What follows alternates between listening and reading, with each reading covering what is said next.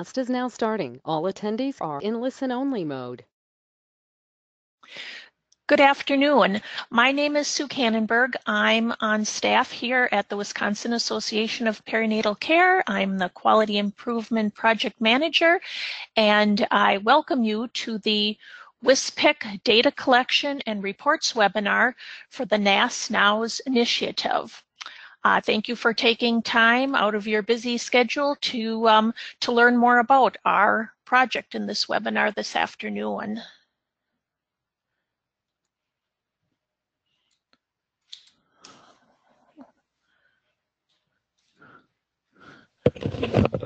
Oh, Barb. I thought I was. Okay. All right, so we are going to go ahead and get started.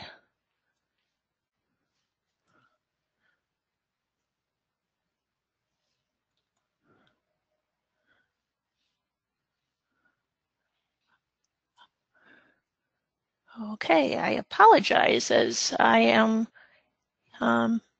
hitting the button to advance my slides and it doesn't seem to be advancing.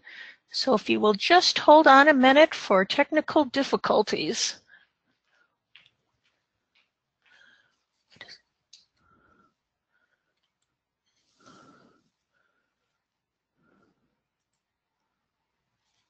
What did you do? Okay, the topics we're going to be covering this afternoon include the platform used for our data collection, the collection of data itself, data use agreement, reports and graphics, and data validation. So as far as the platform used, we are using peridata.net, which is the product used by the majority of hospitals, birth hospitals in the state of Wisconsin, to collect lots of very detailed information. So for this project, all the opioid specific screen or data elements were added, and realizing that the majority, but not everyone, uses peridata, we wanted to include everyone in this project. So both hospitals who currently use peridata, as well as those who are non-subscribers to peridata, will have access to the opioid data collection tool.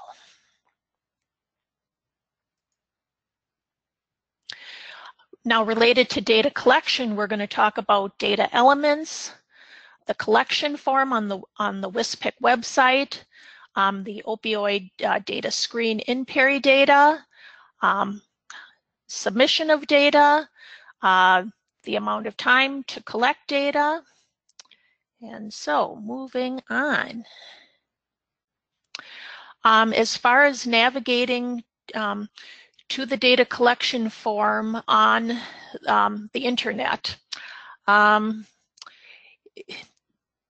accessing our WISPIC website at wispic.org, and at the very top of the screen there's several tabs. The one that says initiatives, you hover over that and then select women and infants affected by opioids. Scrolling down, you'll see a box called Change Page. Then the very first box of many of them is titled General Information and Resources. Clicking on that, and then there are several selections within that, and you select the data collection form, and you can go ahead and print that. Now, this is what the data collection form looks like. There are four sheets, so if you're going to print it, it's going to be a 4-page form. You can print it back to back and get it on 2 pages. You may choose to use this to be able to collect data, unless you wanted to enter it directly into the computer.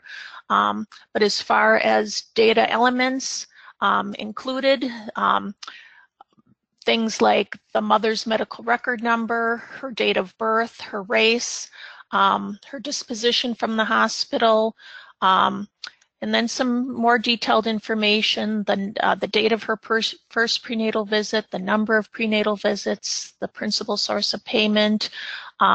Infant information would include the baby's medical record number, date and time of birth, inborn or outborn, date and time of admission, the baby, where the baby's born, and that's a pull-down screen, so you can just select your hospital, the county of your hospital, the city of your hospital. Those are all drop-down boxes. The street seems pretty detailed information. We only need that if that baby isn't inborn, if the baby was born at home. Then looking at things like birth outcome, the baby's gestational age, let's see, and then we go on to collecting NAS-specific data, infant at risk for NAS-NOWs, infant whose mother had a positive history, or a positive screen, or positive biological testing, and the definition we're using for infant NAS, or neonatal opioid withdrawal syndrome, is based on scoring 2 consecutive scores of 12 or greater, or 3 scores of 8 or greater on the Finnegan NAS scoring tool, or greater than or equal to 4 on the Lipsitz scoring system. The basis of that NAS diagnosis, maternal history, how was that baby identified as being at risk? Let's see, then the source of maternal substance. Choices include supervised prescribed replacement therapy, supervised prescribed pain therapy, prescribed for psychiatric or neurological condition, prescription substance obtained without a prescription. Non-prescription substance may include things like, nicotine, cigarettes. Then moving on to clinical signs of NAS, a yes/no question. Was a screening tool completed, and what that was, the Finnegan, the Lipsitz, or other, and confirmatory tests such as a lab test or a blood sample or urine or meconium.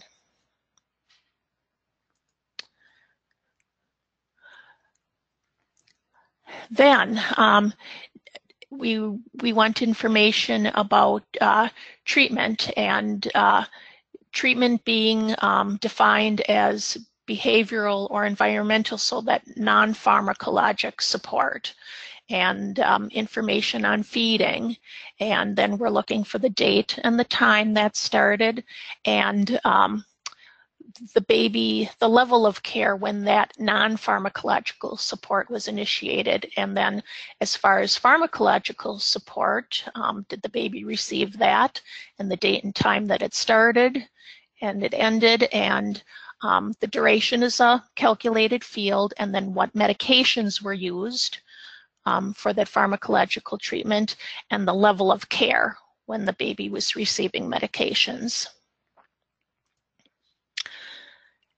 Then moving on to, let's see, a protocol was a standardized protocol used for treating that infant as a yes/no question.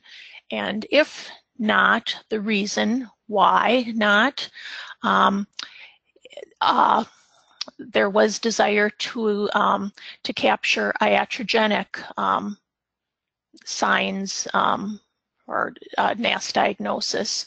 So things that could be, let's say, like seizure disorder or stroke or intracranial hemorrhage or major CNS malformation, or requiring protracted sedation and or analgesia. And finally, the discharge information. the destination of that baby when they leave the hospital, the date, the time, the feeding that the baby is receiving at discharge, whether or not they go home on any medications and what those are, and then were they referred for developmental follow-up, and then there's some calculated fields for the length of stay. So that in a nutshell is the data that we are collecting.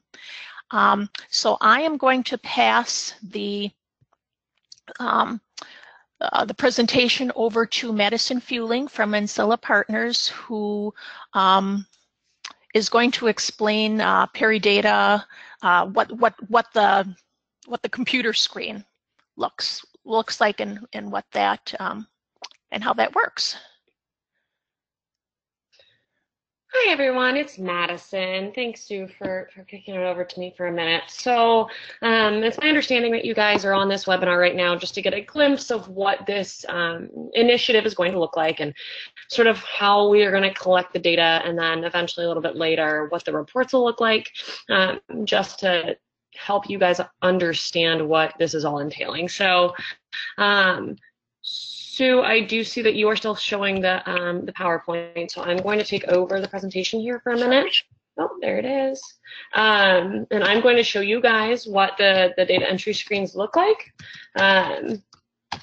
for the opioid information. Now, as a super high level introduction, the facilities, like if you currently enter data into Peridata, like if you yourself currently enters the data, you're going to see these fields just intertwined with the existing birth record. But if you're someone who doesn't currently enter data into Peridata, we have a new set of screens to help those who don't, as Sue was saying, subscribe to Peridata. We just needed it in a way where the data could be tied together for aggregate level reporting. So I'm going to share my screen right now. I'm sorry, I'm having an issue logging in for a second. If I could just remember my password. Okay, so let me show my screen here. So after you guys log in, you'll go to peridata.net, you'll log in. And just to let you guys know, this is going to be very high level overview right now.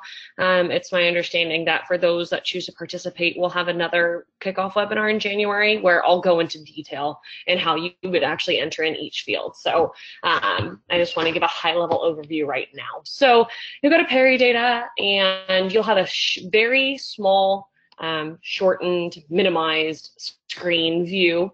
You'll have the ability to look at recent births that have been entered into the opioid project for your facility. And you'll be able to see the records that are completed for the opioid information. Oh boy, my internet is having a minute. Sorry, my internet's been spotty here today, so I apologize if there is any weirdness happening right now. We just switched internet providers and it's quite obnoxious. So anyway, if you have your records that are completed for the information, meaning they are not requiring any further data to be calculating a particular infant regarding the measures as part of this initiative, you'll have a nice list that'll show you that they're complete. And you can always edit or view them from here, and then you'll have a list showing you that they're incomplete, and you can edit or view from here to fill out the information and have a quick way of seeing which records still need your attention or are still missing information. So let's go into a record just so you guys can see the quick way that we're having you guys enter this data in. So let me make sure. There we go, my screen is zoomed in there. It's just one screen.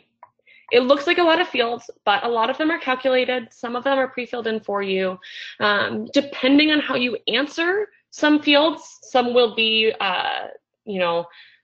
automatically nulled because they don't apply, right? So we've got some of that special logic in there, right? So if, for example, infant was not at risk, you'll hit no.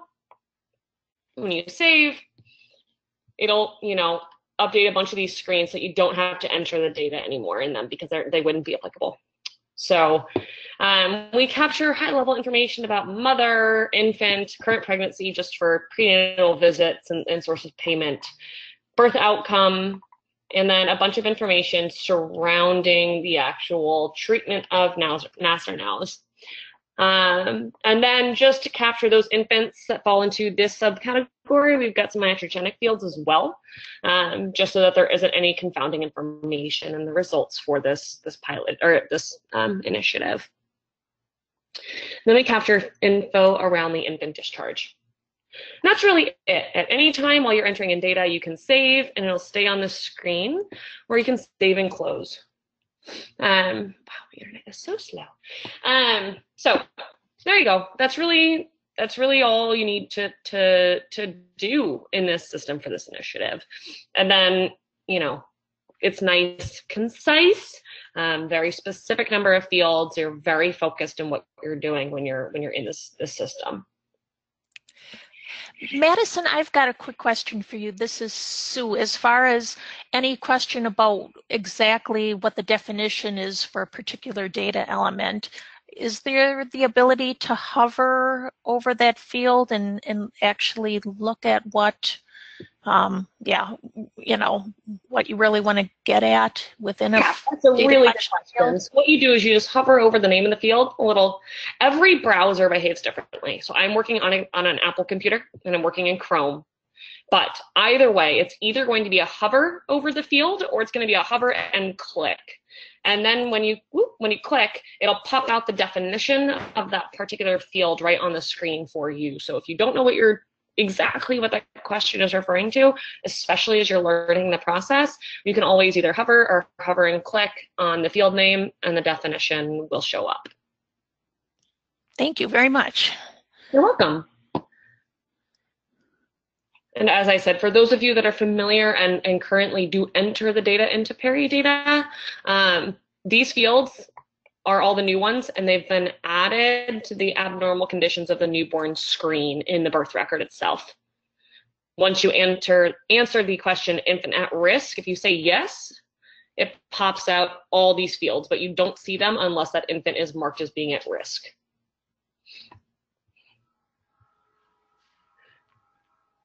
Okay, Sue, I think I can kick it. Oh, I'm sorry. Do you want me to do the next slide, slide 11?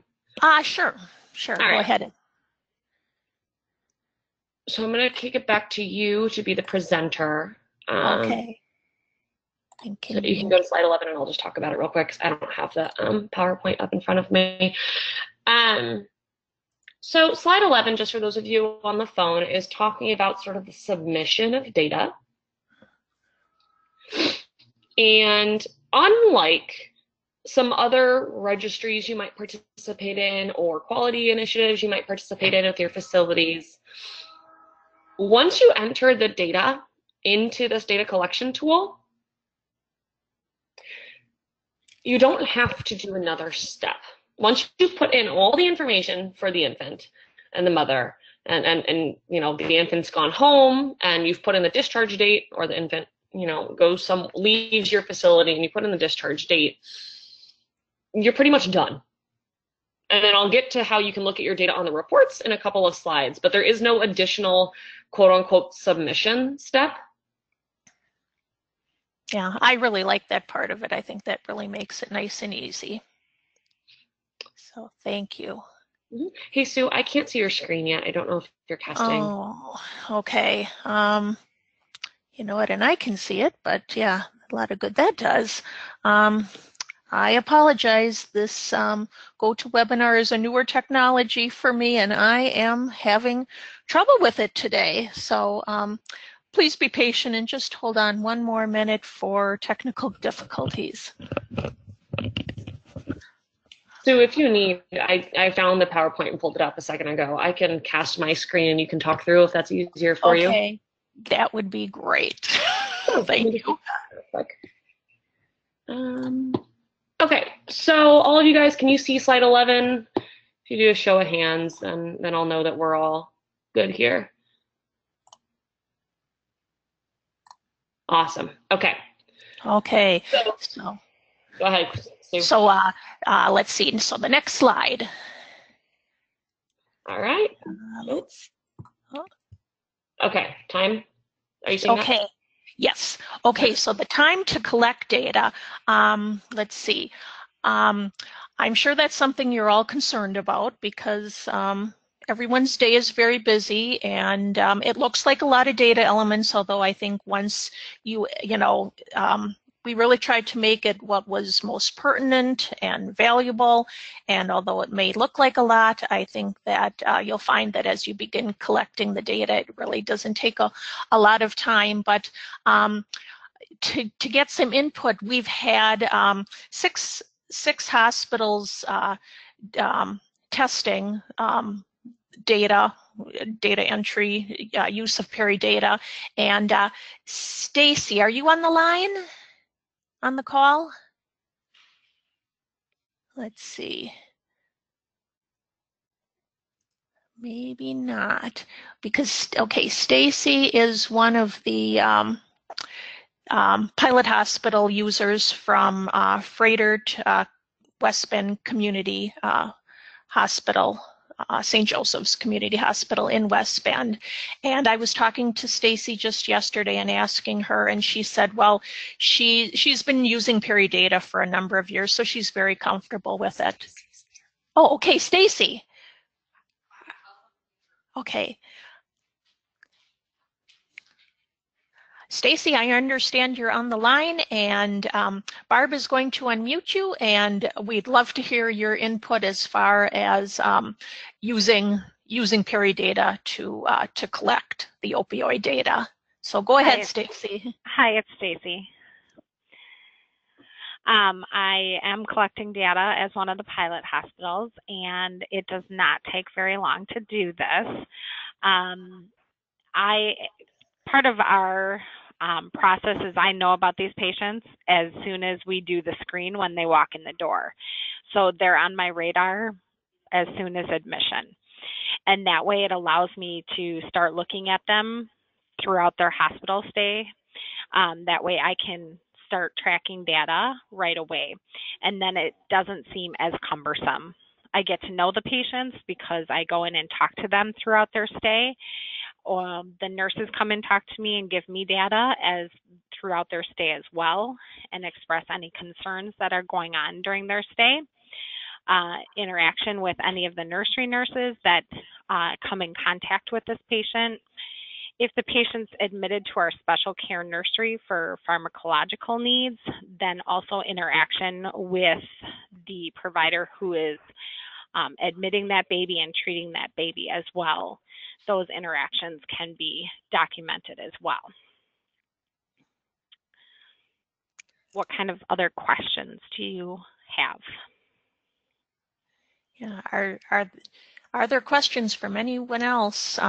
Because yeah, Stacy's been using it, so an excellent person to ask questions to.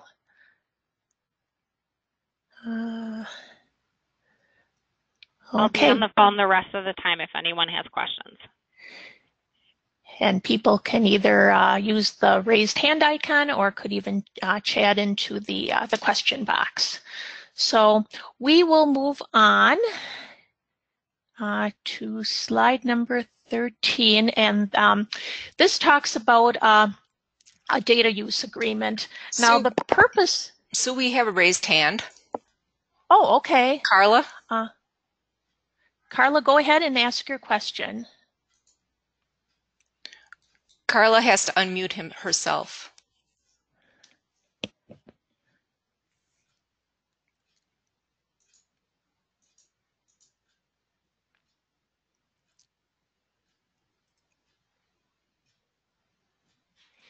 Do you have a question for us, Carla? She may have to type it in because she's not connected by the phone right now. Okay. So if you could go ahead and type that question into the question box, Carla, that would be great. So while Carla's doing that, we'll move on to the data use agreement. If you're not familiar with that terminology, a data use agreement is a document between data users and the person who has the data. So the data users for our project are both the hospitals and WISPIC, and the data source are all of you hospitals. Data use agreement is used for describing provisions associated with transfer when the data is confidential or protected. So we're dealing with patient level data now. When it comes to Peridata, you're already a Peridata user, and there's a data use agreement between yourself and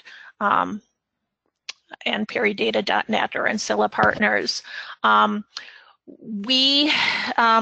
We've been told that would be, adequate, and we wouldn't need to do anything more than that. But since we're using the data in a different way than what it's been used previously hospitals own their own data, so they use it internally for their own purposes. This is the first time really that the data is being used statewide for quality improvement, and we have had some questions from hospitals about a data use agreement. So WISPIC is going to go ahead and draft a data use agreement. It'll create an arrangement between WISPIC and the hospitals as to how the data is going to be used. And basically, it's going to say that we're going to use the data for collaboration and learning and quality improvement. We're not going to use it for marketing. And so after that data use agreement is finalized, we will be getting it out to all of the hospitals who have enrolled in the project and asking for a signature on that, and then returning it back to us. And that should create a sense of comfort with the hospitals that we're using this data for the intended purpose of quality improvement. Let's see. So then moving on to slide number 14, we're going to go ahead. Yes. Carla's question. She's asking how many patients per year is there going to be collected for this?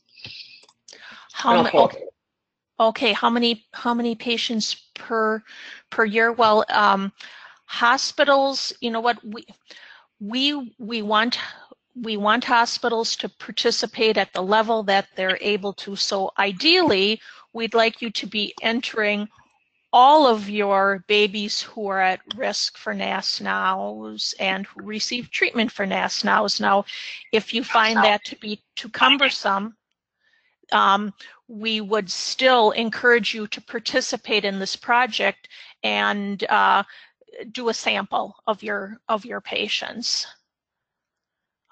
We feel that participation is really important, and that sharing and collaboration it's got a lot of value. So if you can't enter 100% of your data, consider entering a sample of your data. Does that answer your question, Carla?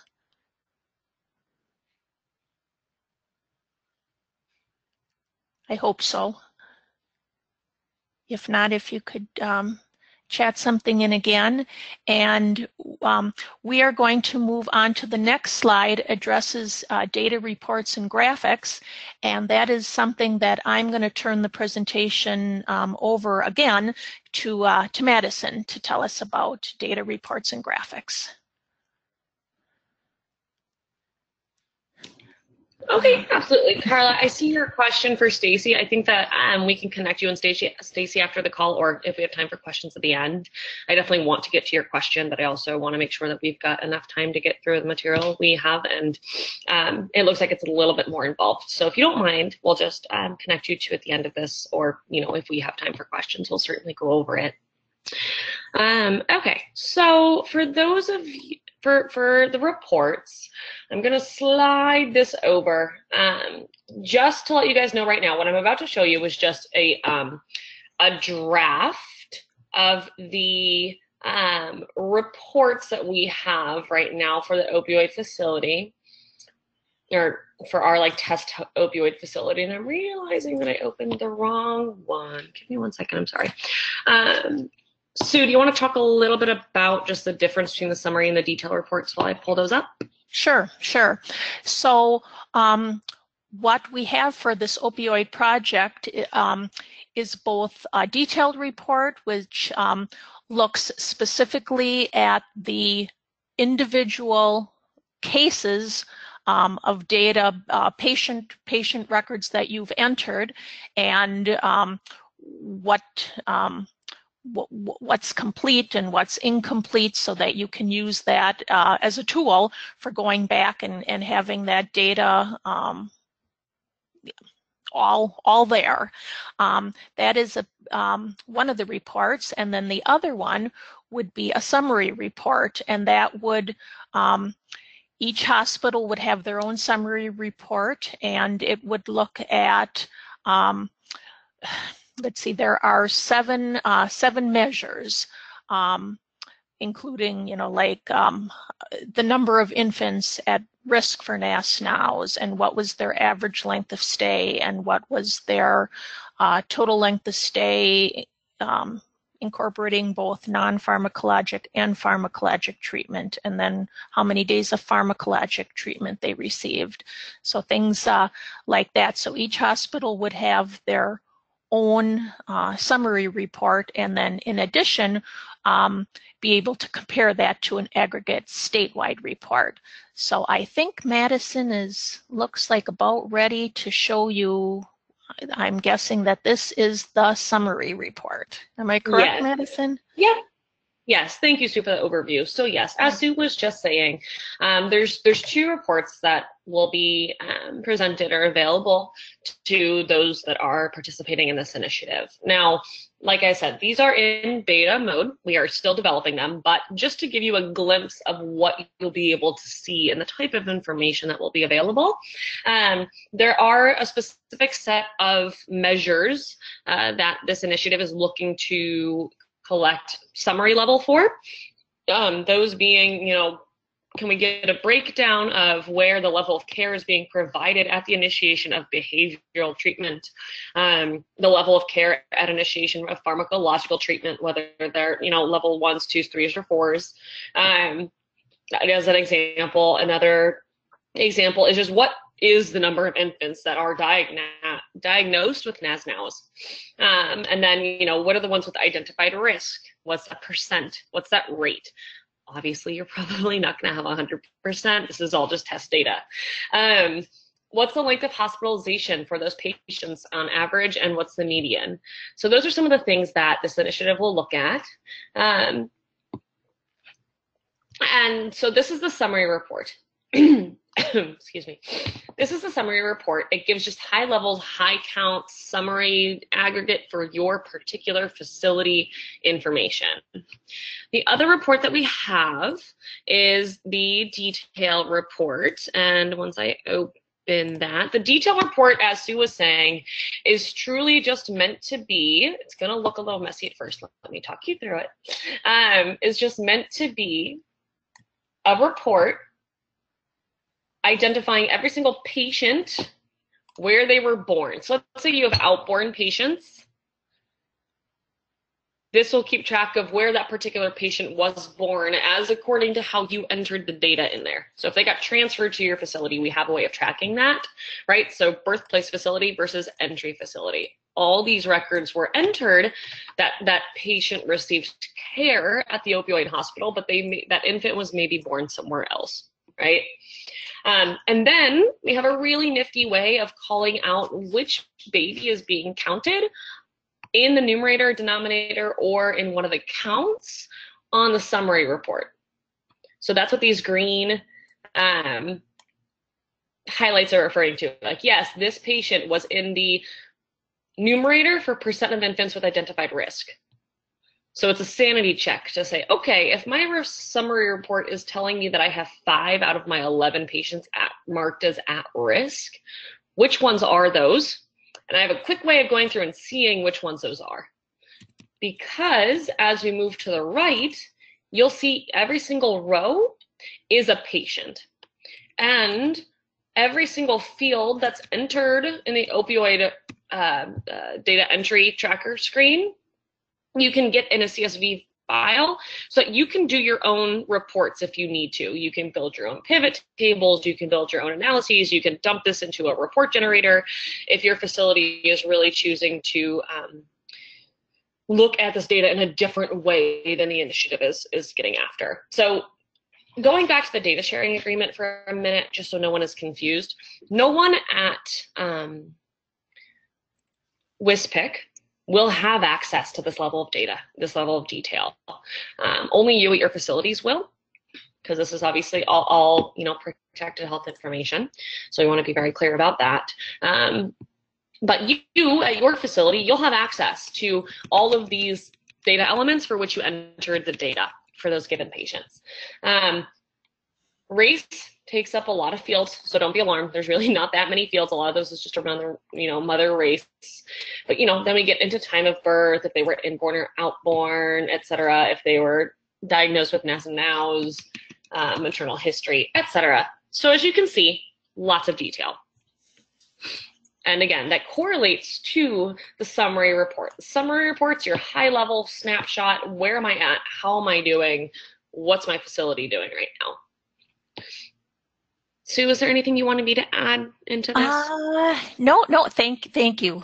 I think that was great. Okay. And yes, thank you for clarifying, because with the patient, the data sharing agreement, right? WSPIC will not have what we have access to is your summary data, and it'll be de-identified for us as well. I mean, we're not going to know which hospital is which, as we have month-to-month monthly webinars. My hope is that perhaps, at least the high performers will be comfortable in sharing, who they are, and we can learn from them as to what they're perhaps doing differently than the rest of us.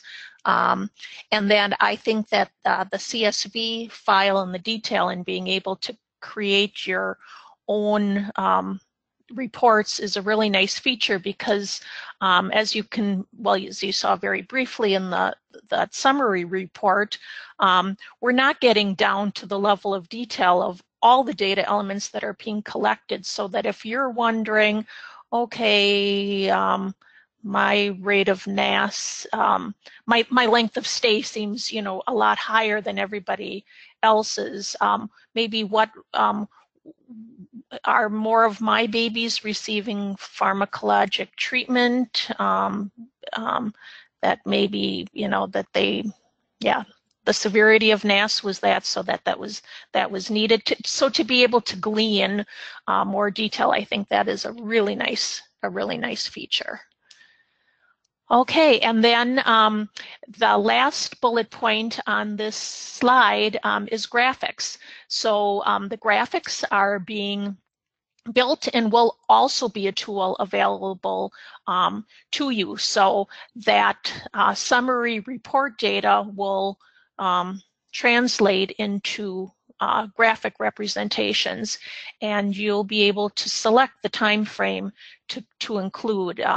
Perhaps at the beginning you want to look at the data weekly, because to get a sense of how things are going, and after you've been doing it for a while, maybe you want to graph it monthly instead.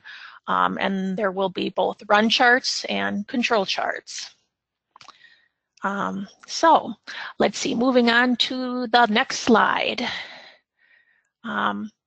Okay, so the graphics available, there are 7 in total, so we'll look at the percent of infants at risk for NAS/NOWS, evaluated with a validated tool, the percent of infants treated using standardized protocol, the number of infants with NOWS/NAS, and then the next slide, I believe, shows the last 4 looks at that data. Well, Madison, would you be able to forward that slide? Thank you.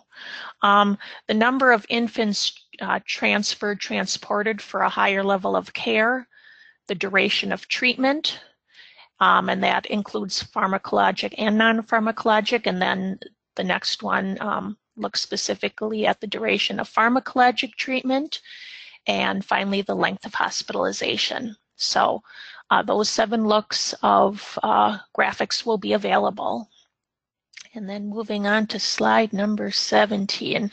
Now the last part of the presentation, we're going to talk a little bit about data validation, because it's an important piece of our project, and we're going to talk about what it is, why bother doing it, the domains, dimensions of data quality, and things to consider. So the next slide. There. What is data validation? It's an activity verifying whether or not a combination of values is a member of a set of acceptable combinations. It's a decisional procedure ending with an acceptance or refusal of data as acceptable. And you can see where that definition comes from. It's really the desire to collect accurate data. Okay, so let's see the next slide. So why bother with data validation? Well, it ensures there's a certain level of quality of the final data. Quality data enhances the reliability of research findings and is integral to the electronic health record-based study findings, and it assists with the believability of the data information and lessens questioning of what is being reported. I'm sure over the years you've all had, when you're presenting something at one time or another, somebody questions, I don't believe what that, I don't believe, that data. So that's why we want to make sure that we're collecting good information. Okay, so the next slide, the domains dimensions of data quality include accuracy, or the truthfulness of the data, completeness, the degree and the nature of missing values, the comparability, consistency, the constancy of the data at the desired degree of detail, data credibility, the plausibility or reliability of the data, so you don't have people questioning the information, the timeliness, punctuality, and finally, using the data is the goal. So if we want to use the data, we need the data to be good. The saying goes, garbage in, garbage out. So we want good data. And so that's why it's important. And then let's see the next slide. So things to consider in data validation. Is the audit a manual or a computer process? Will you use paper documentation or an electronic report to cross-check data accuracy? How often will you audit data entry compared to the chart, which is the gold standard? Will you double check with the second person? What is your sample size? So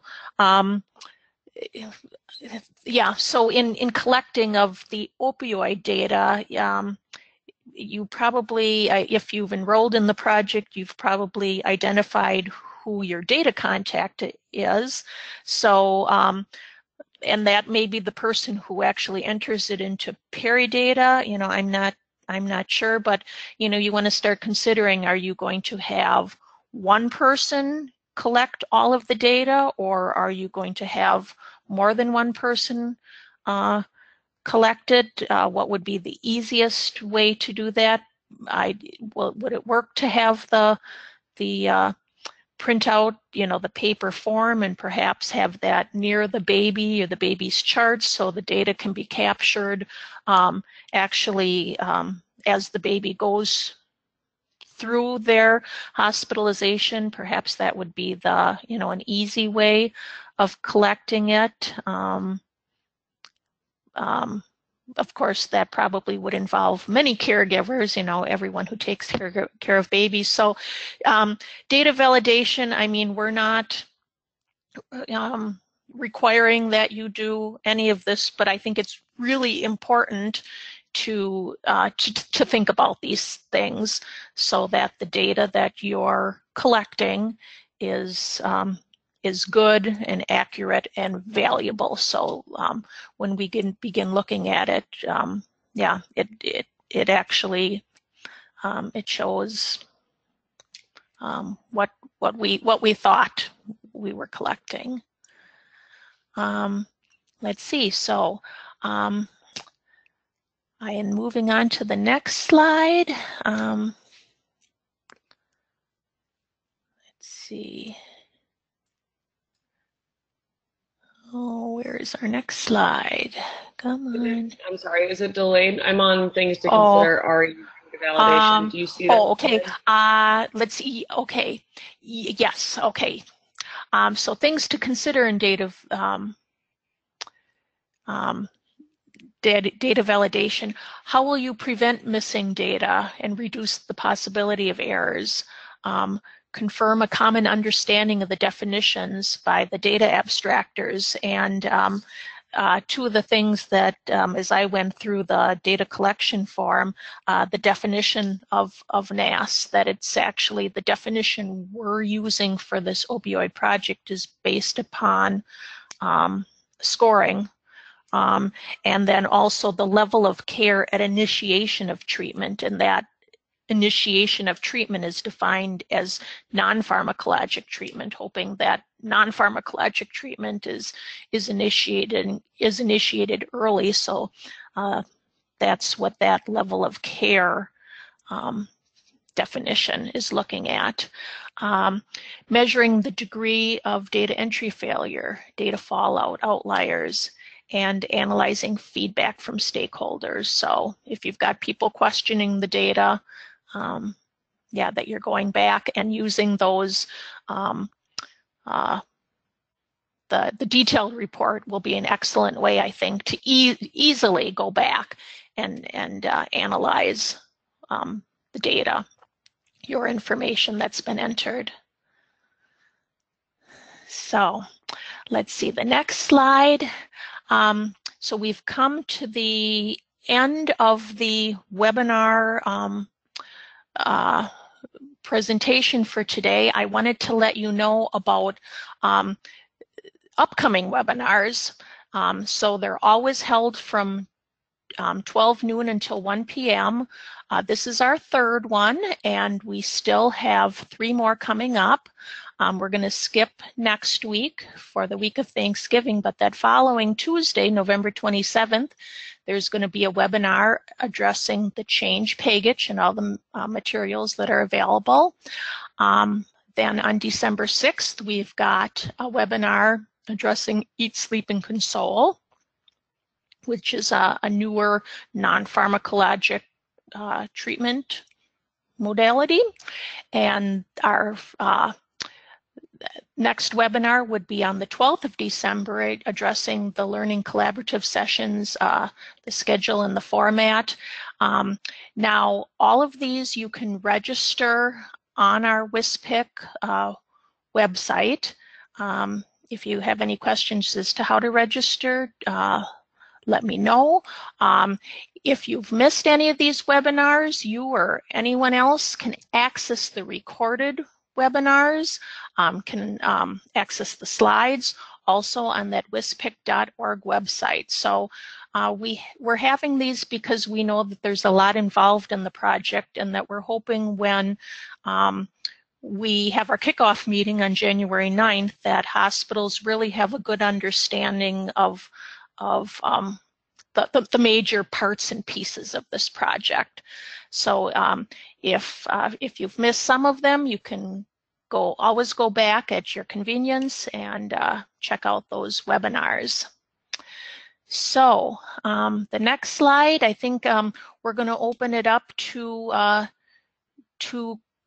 questions. Let's see. If you have questions now, you can either raise your hand or type them into the chat box. If you have questions later, please email them to me at my email address listed there, Kannenberg@perinatalweb.org. So Let's see.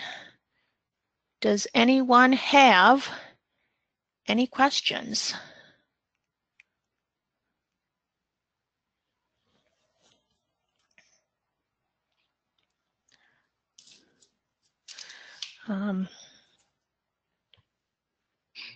Carla, do you want to ask your question maybe? And if you can't mute or unmute, I can certainly read what you were asking out loud. I'm not sure if everybody can see the questions.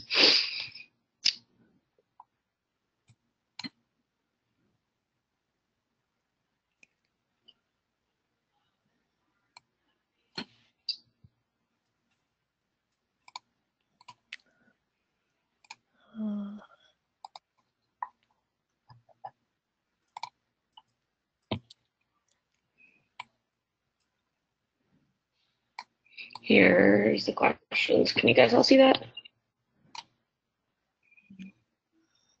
I don't know if it, oh, no, you can't. Okay, never mind. Carla was asking Stacy if you're using the long form to fill out the data, then entering that data into Perry data. Oh, Carla, I actually think I can answer this question for you. Carla, what facility are you with? Just curious. So that'll help me answer your question. All right. I don't know if you can take yourself off mute. Essentially, what Carla's asking, I think, is does the date? I'm sorry, Carla, was that you? I know this is Sue, but I believe Carla is from Meritor, and if she's not, I apologize. But I think that's where Carla is from. Okay, awesome. Well, this answer will actually apply to anybody who is signed up with a system that currently uses Perry data. So Carla's asking if the data that's entered into Perry data from the birth certificate, so from the State Vital Records Information System, will flow into this data entry form. And Carla, the answer is yes, it will. So for those facilities where you're doing both Perry data and you're also wanting to do this opioid initiative, if you are a person who wants to have a very focused role in the data entry process, like you're only going to enter data for a NAS/NOWS patient, we can go over this in January as well in more detail, but high level, the information will be shared. So that record is one record in the database, and it's really just two different views of that record. So I hope that that's helpful, Carla, and for anybody else on the line.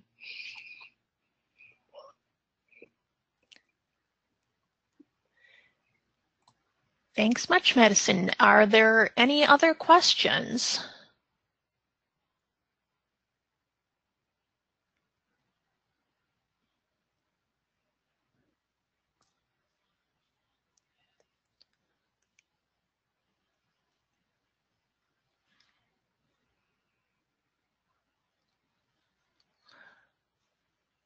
Okay, well, as I'm not seeing anything, and if Madison, you're not seeing anything, I think we'll bring the webinar this afternoon to a close.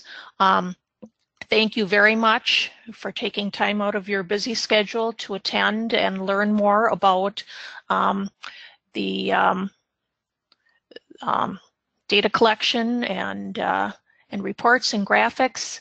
If you have questions, please feel free to contact me and consider signing up for the remaining webinars. And have a great day, and thanks very much. Bye-bye, all. Thank you, everybody.